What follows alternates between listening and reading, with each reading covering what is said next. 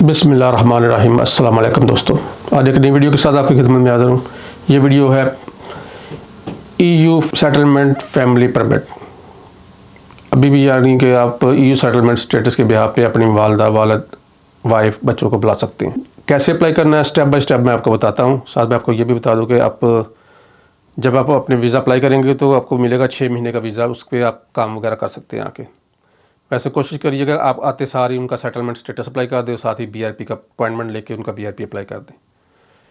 लेकिन आप अगर आपने नहीं किया हुआ तो 6 महीने तक जब आपका वीज़ा वैलिड है आप काम कर सकते हैं बगैर नेशनल इंश्योरेंस नंबर के। और जैसे ही आपने सेटलमेंट स्टेटस अप्लाई करना है, फिंगरप्रिंट का टाइम लेना है, वो फ्री टाइम भी लगता है, पैसों वाला भी है, आप देख लेंगे जो सा आपको सूट करता है। तो उसके बाद आप फिंगर दे के आएंगे तो 3-4 दिन बाद ही आपको मेल आएगी कि आपकी एप्लीकेशन हमें रिसीव हो गई है। तो ये भी एक प्रूफ है आप दिखा के, अगर आपका वीज़ा एक्सपायर हो गया तो ये भी दिखा के आप काम कर सकते हैं। ठीक है, उसके बाद आपको जितना भी टाइम लगता है, 10 दिन, 20 दिन, महीना, कोई टाइम का पता नहीं कितना लगता है, आपको सेटलमेंट स्टेटस की पहले एक मेल आएगी कि आपका सेटलमेंट स्टेटस पास हो गया है। ठीक है, तो फिंगर देने के बाद, तो सेटलमेंट स्टेटस पास होने के बाद ये आपको महीने के अंदर अंदर आपको BRP कार्ड आपके घर पे आ जाएगा। तो मुझे उम्मीद है दोस्तों आपको समझ लगी है। मैं आपको बताता हूँ स्टेप बाय स्टेप कैसे इसको अप्लाई करना है। अगर आपको किसी चीज़ की समझ नहीं लगी तो मुझे कमेंट कीजिएगा, आपको ज़रूर बताऊँगा।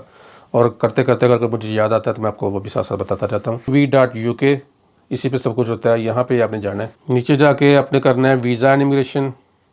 इसमें 2 ऑप्शन है। आपने EU में जाएंगे वहाँ पे भी वही नज़र निकलेगा, फैमिली के में भी जाएंगे तो वो भी निकल आएगा। EU फैमिली, स्विस और फैमिली मेम्बर, जिसमें भी जब जाएंगे आप दोनों में निकल आएगा वो।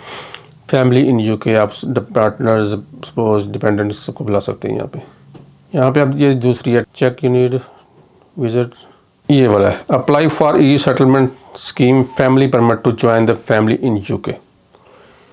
ये वाला आपने क्लिक करना है। ये आप उसमें भी जा कर सकते हैं, यहाँ पे भी कर सकते हैं, कोई मसला नहीं है, एक ही ऑप्शन है दोनों में। यही करेंगे हम।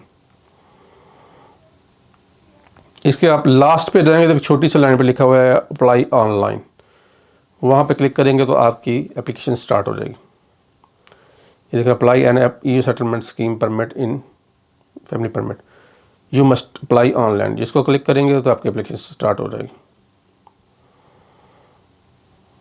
You must be outside the UK to apply this. मेरी वालदा, मैं अपनी वालदा के लिए कर रहा हूँ तो वो पाकिस्तान में ही है, तो यस। यहाँ पे आपने कंट्री लिखनी है जहाँ पे आपने बायोमेट्रिक वगैरह देनी है। मेरी वालदा जन पाकिस्तान में रहती है, यहाँ मैं पाकिस्तान लिखूँगा। आप अपना देख लीजिएगा, बांग्लादेश, इंडिया, जो भी कंट्री सेलेक्ट करनी है कर लें। नेक्स्ट आई हैव आइडेंटिफाई, यहाँ पे मैं लिख दूँगा कि मैंने आइडेंटिफाई कर लिया कि मेरे लाहौर इस्लामाबाद में फिंगरप्रिंट होते हैं। ठीक है, यहाँ से आप नीचे दूसरा ऑप्शन में चेंज भी कर सकते हैं, पाकिस्तान की जगह कोई और कंट्री करनी है तो। Apply now, register and email, यहाँ पर अपने ईमेल एड्रेस लिख और पासवर्ड 2 दफ़ा लिखना है और इसको रजिस्टर कर देना है, ताकि अगर आप रास्ते में कहीं एप्लीकेशन छोड़ देते हैं तो दोबारा इसी एप्लीकेशन बनाने के लिए आपको यूज़र नेम और पासवर्ड जो चाहिए वो अपने यानी कि आपका अकाउंट बन जाएगा। हमारा ये सबसे ऊपर वाला है close family member EEA Swiss national with UK और स्विस नेशनल इन UK इमिग्रेशन। बाकी हमारे नहीं लगते, हमारा सबसे पहले वाला यही है।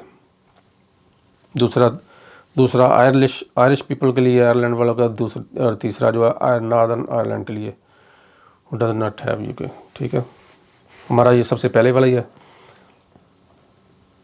हम इसको सेलेक्ट करेंगे। इसके बाद ये पूछेगा कि फैमिली मेम्बर के पास सेटलमेंट स्टेटस है जिसके बिहाफ पे आप जा रहे हैं। हम यस करेंगे तो साथ ही ये कहेगा कि आप कीप इन माइंड कि हम आप आगे जाके आपसे उसका सेटलमेंट स्टेटस नंबर भी मांग सकते हैं, बल्कि मांगेंगे ज़रूर। यस करने के बाद आपने नीचे आ जाना है और सेव एंड कंटिन्यू कर देना।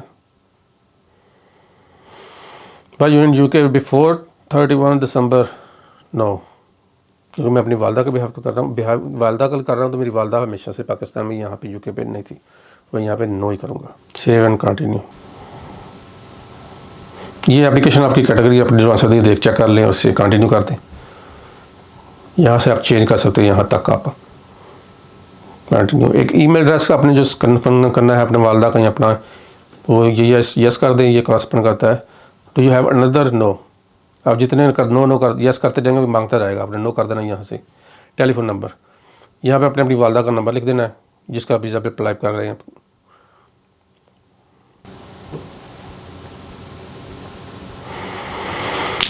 फॉर वायरलेस इन यूके और वायरलेस आउटसाइड द यूके, ये दोनों क्लिक करके नीचे वाला मोबाइल टेलीफोन नंबर है ये सेव एंड कंटिन्यू कर देना। Any other telephone number? No. I can connected by telephone और कॉल एंड टेक्स्ट मैसेज, ये सबसे पहली ऑप्शन आपने क्लिक करनी है। Save and continue. Your name, लो जी एप्लीकेट का नेम, यहाँ पे मैं अपनी वालदा का फर्स्ट नेम और सेकंड नेम जैसे पासपोर्ट पे लिखा है गिवन नेम और सर नेम वैसे ही यहाँ पे लिखना है।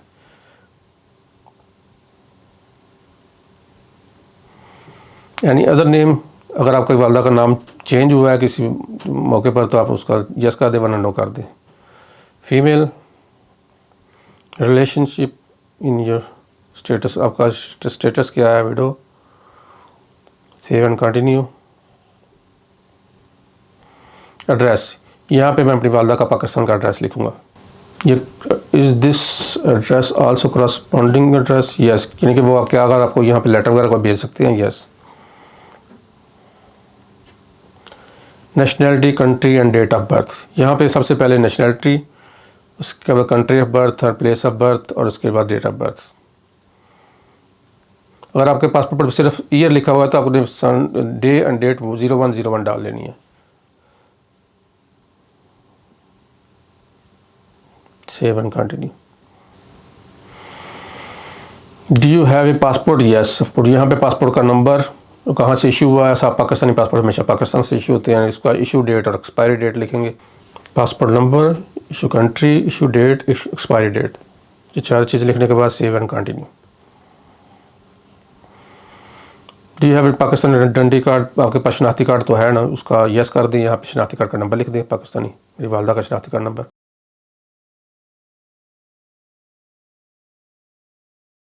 Do you have another nationality? No. Plan to travel, जी कौन सी डेट को आप ट्रैवल करने का प्रोग्राम है? जब मैं आज अगर कर रहा हूँ तो इसके आगे मैं तकरीबन 40 से 50 दिन, 1.5 महीना 2 महीने आगे की डेट लिखूंगा, ताकि महीना लग जाता है वीज़ा लग दे। मैं सजेस्ट करूँगा कम से कम 50 दिन का वक्फा डाल के लिखें जिस दिन आप अप्लाई कर रहे हैं, तो इसी डेट की आपने एक रिजर्वेशन भी साथ अपलोड करनी है टिकट की। कौन सी लैंग्वेज स्पीक कर सकते हैं फ्रिक्वेंटली? यहाँ पे मैं उर्दू लिखूँगा, आप कोई भी लैंग्वेज लिख सकते हैं, कोई ज़रूरी नहीं है आप इंग्लिश उर्दू जो आपकी वालदा बोल सकती हैं वो यहाँ पे लिखनी है आपने, ताकि अगर आपको फ़ोन करके आपका इंटरव्यू लें या आपको बुला कर लें तो आपको आसानी है उनका। एक बात याद रखनी है, यहाँ पे अगर आप उर्दू लिखेंगे तो आप एंड पे जाकर जब वो पूछेंगे ना कि आपने ये एप्लीकेशन खुद अप्लाई की है, तो वहाँ आपने ये नहीं कह देना कि मैंने खुद की है, वो जनरल सी बात है। जहाँ कह रहे हैं कि मुझे इंग्लिश नहीं आ रही, मुझे उर्दू आती है, तो आप अपनी एप्लीकेशन कैसे फिल कर सकते हैं? तो आप वहाँ पर कहेंगे कि मैं समवन बिहाफ ऑन मी, वहाँ आप मैं अपने बेटे का नंबर यानी कि अपने वालदा के बेटे का नंबर नाम वगैरह लिख दूँगा। कौन सी लैंग्वेज? उर्दू।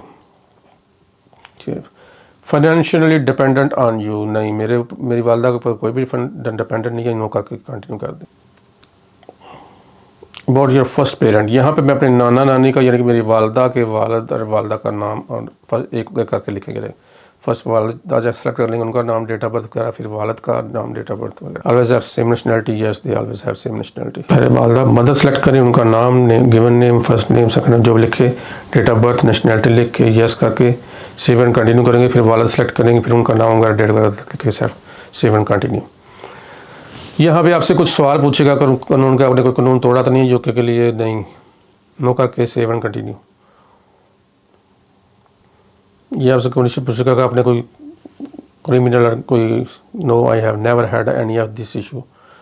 अब अपना चेक कर लीजिएगा, क्राइम तो नहीं किया, वार क्राइम वगैरह, नो। फिर इससे आपसे ओथ लेगा कि मैंने ये पढ़ लिया है, मैं समझता हूँ इसको। फिर ये वाला यहाँ पे भी अपने नो करके आप अपना देख लीजिएगा जो आपके है, अपने मतलब यस और नो करना है। यहाँ पे मेरी वालदा ने कोई नहीं किया हुआ, यहाँ पे नो करूँगा और ये I have read this information, ये वाला क्लिक कर। Extreme organisation, no. किसी को सपोर्ट भी किया हुआ, नहीं, ये वाला। आपका करेक्टर, किसी का साथ आपने अदरवाइज पेड और नो पेड, यहाँ पे भी हमने सब पे नो करना है।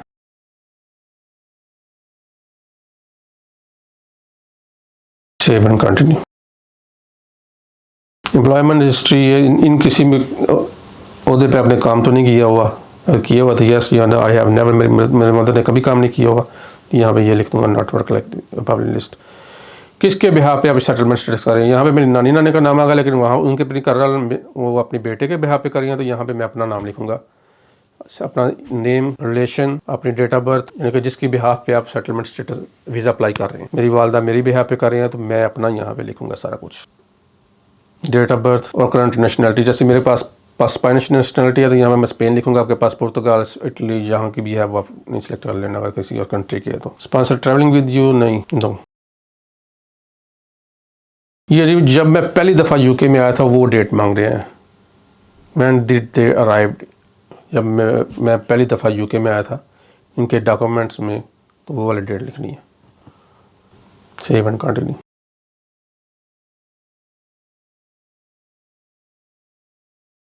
मेरी वालदा से ये पूछ रहे हैं कि या मैं अपने बेटे से, मेरी वालदा अपने बेटे से कैसे कांटेक्ट करती हैं, phone number, email address, social media, letter का तो दौर नहीं रहा, यहाँ पे लिखेंगे कॉल, सोशल मीडिया, चैट वगैरह जो कुछ लिखना है आपने। ये मेरा नाम लिखा हुआ है ऊपर के सेटलमेंट स्टेटस। यहाँ पे सेटलमेंट स्टेटस और किसके बेस पे आपने सेटलमेंट स्टेटस लिया हुआ है, यानी कि मैंने अपने पासपोर्ट के नंबर पे सेटलमेंट स्टेटस लिया हुआ है, तो ऊपर मैं अपना पासपोर्ट नंबर लिख दूँगा, लेकिन नीचे सेटलमेंट स्टेटस नंबर। अगर आप श्योर नहीं है तो आप मेरी वीडियो में एक वीडियो है जिसमें लिखा हुआ है सेटलमेंट स्टेटस पे आप अपना अपडेट कैसे कर सकते हैं, तो उसमें जाएँ, अपना जाकर चेक कर लें कि किस बेस पे आपका सेटलमेंट स्टेटस खुलता है। पासपोर्ट का नंबर डाल के या रेजिडेंस किस पे लिया हुआ अगर आपको याद नहीं तो 16 डिजिट का नंबर होता है जो 34 से स्टार्ट होता है, वो वाला नंबर आपने लिखना है, और ऊपर अपना पासपोर्ट नंबर या जिस नंबर के बेस पे लिया हुआ। Save and continue. यहाँ पे पूछ रहा है मेरा जिसके पे आप उसका ईमेल एड्रेस दें, उसका मोबाइल नंबर दें। यहाँ पे मैं अपना ईमेल एड्रेस और अपना मोबाइल नंबर लिखूंगा। Save and continue.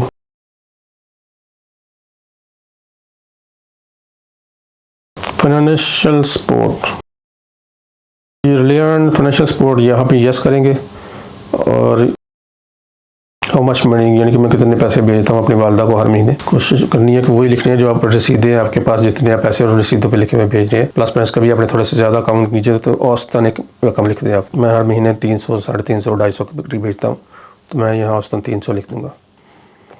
Apply based on retain, ये कि वो होता है कि अगर आपने किसी फर्ज करें आपका हस्बैंड पहले यूके के सिटीज़न था और उसकी डेथ हो चुकी है, तो उसकी बेस पे आप कर रहे हैं, इस तरह का क्वेश्चन है। अगर आप उसके पे नहीं, ये हमारा केस के मतलब नहीं है, मेरी वालदा मेरे बेस पे कर रही है, तो यहाँ पे मैं नो करूँगा। Save and continue. Additional information, अगर आपने कुछ एडिशनल लिखना है यहाँ पे, तो ये नीचे खाना बनाओ, यहाँ पे आप लिख सकते हैं। कवरिंग के लिए अगर कोई चीज़ नहीं लिख सके, उनको एक्सप्लेन नहीं कर सके एप्लीकेशन में, तो यहाँ पे आप लिख के आप उनको भेज सकते हैं। यहाँ पर अलग से भी कवरिंग लेटर लिख के अपलोड कर सकते हैं। Save and continue. ये आपकी एप्लीकेशन फिल हो गई, आपने अच्छी तरह इसको डिटेल से पढ़ लेना है। ये 7 चेंजेस लिखा हुआ है, यहाँ तक आप इसको चेंज कर सकते हैं। अगर इसके बाद आपने सेव एंड कंटिन्यू या सबमिट कर दिया तो आप इसके बाद कुछ नहीं कर सकते, यहाँ तक आप उसको चेंजिंग कर सकते हैं। मैं आपको सजेस्ट करूँगा कि यहाँ से ध्यान से पढ़ लेना है सारी एप्लीकेशन को तो ऊपर से जाकर, ठीक है। ये सारी पढ़ने के बाद आप कंटिन्यू, ये एस पेपर जो आपने साथ लेके जाने हैं, सपोर्टिंग डॉक्यूमेंट कौन कौन से, ये सारे आपने टिक करके सबमिट करना है, साथ लेके जाने यानी अपलोड कर देने हैं आपने। मैं आपको बताऊंगा कैसे अपलोड करने हैं। अगर आप नहीं अपलोड करना जानते तो आप साथ लेके भी जा सकते हैं, जब फिंगर देने आने तो वहाँ पे भी वो स्कैन कर लेंगे, कोई मसला नहीं है। पासपोर्ट, रेजिडेंस वगैरह सब कुछ, ये सब क्लिक करने के बाद आपने सेव एंड कंटिन्यू कर देना। डिक्लेरेशन, यहाँ पे आपने डिक्लेयर करना है कि सब कुछ ठीक लिखा है जो लिखा है। यहाँ पे आपसे पूछेगा कि या आपने खुद एप्लीकेशन अप्लाई की हुई है या कोई अंडर 18 तो नहीं है या आपके किसी लायर से तो नहीं करवाई। यहाँ पे हम सबसे नीचे जाके लिखेंगे I submit in this form on behalf of applicant. यहाँ पे मैं अपना नाम लिख दूँगा, मैं उनका बेटा हूँ, तो मैंने अपनी वालदा की एप्लीकेशन फिल की हुई है। अगर आप ऊपर कर देंगे ना आई एम एप्लीकेंट एज 18 तो वो भी ठीक है, कोई मसला नहीं। लेकिन अगर आपने शुरू में उर्दू लिखा हुआ है कि मेरी वालदा इंग्लिश नहीं जानती, उर्दू लिखा हुआ है, तो आप ऐसी एप्लीकेशन कर देंगे, मुझे कुछ ठीक नहीं लग रहा। यहाँ पे लिखना है अब सबमिटिंग बिहाफ ऑफ एप्लीकेंट, कोई मसला नहीं। यहाँ पे आपका नाम दोबारा पूछेगा किसने की है, वो लिख देना है आपने, दैट्स इट। उसके बाद ये पेमेंट नो रिक्वायर्ड, फ्री है। Save and continue.